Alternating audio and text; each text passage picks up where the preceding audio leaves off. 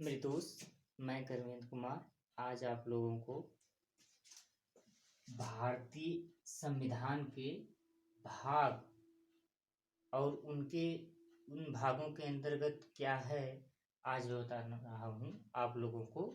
भारतीय संविधान में भाग और उनके बारे में।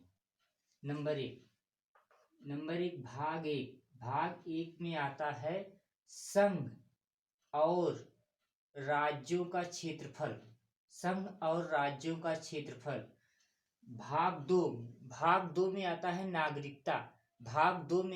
नागरिकता।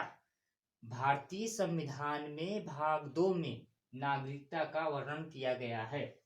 उसके बाद आता है भाग 3 में मौलिक अधिकार के बारे में बताया गया है कि हम लोगों का अधिकार क्या है, जैसे समानता का अधिकार, भेदभाव ना कोई करे, सब लोगों को एक समान अवसर मिले, इसके बारे में बताया गया है। मौलिक अधिकार, सब लोगों को मौलिक अधिकार मिला है, हर व्यक्ति को एक समान अधिकार मिला है।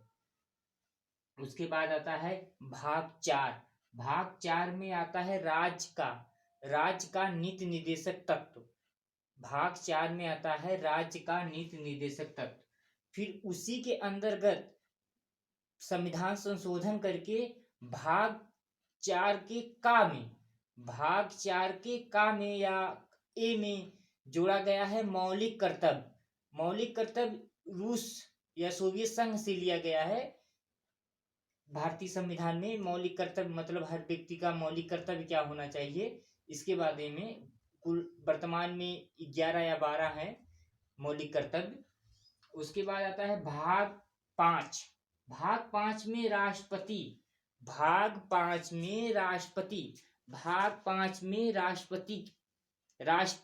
उपराष्ट्रपति का वर्णन किया गया है। उसके बाद आता है भाग 6 में राज्यों के बारे में बताया गया है।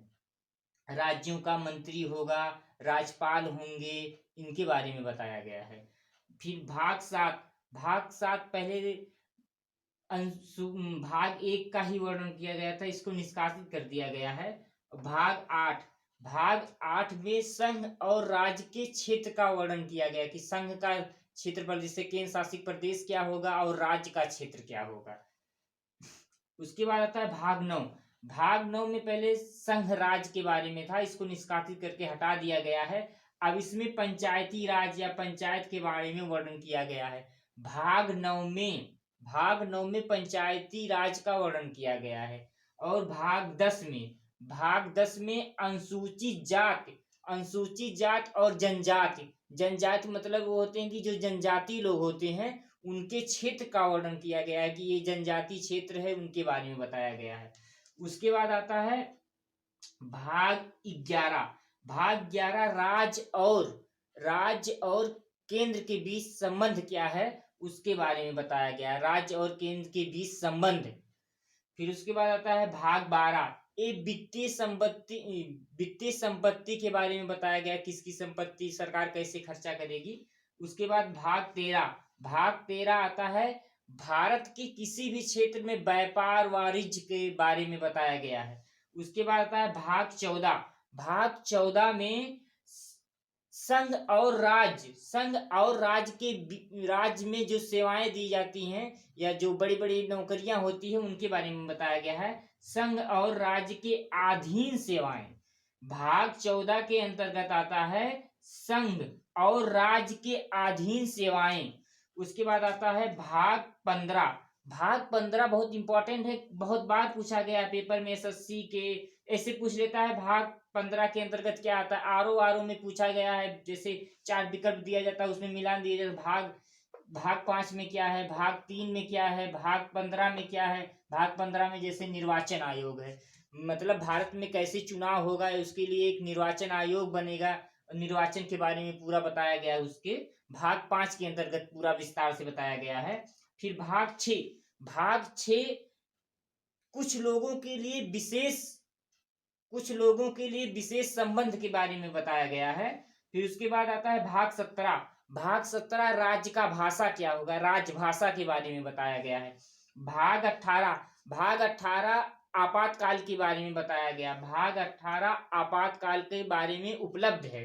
फिर उसके बाद आता है भाग 19। भाग 19 जो है वो पंकीर्ण के बारे में है।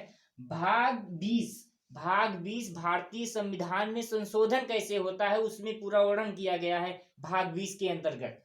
फिर भाग 21 में अस्थायी संक्रमण, मतलब जैसे कोरोना आ गया था, संक्रमण काल, उसके बारे में वर्णन किया गया कि कैसे कैसे क्या काम किया जाएगा। उसके बाद आता है भाग 22 हिंदी भाषा के बारे में वर्णन किया गया है। और बाकी इस प्रकार आज हम आप लोगों को भारतीय संविधान के भागों के बारे में बताए हैं। अब इसके अंतर्गत अनुच्छेद कौन कौन सा आता है, जैसे भाग 1 के अंतर्गत कितने अनुच्छेद आएंगे, भाग 20 के अंतर्गत, इसके बारे में हम दूसरी वीडियो में बताएंगे।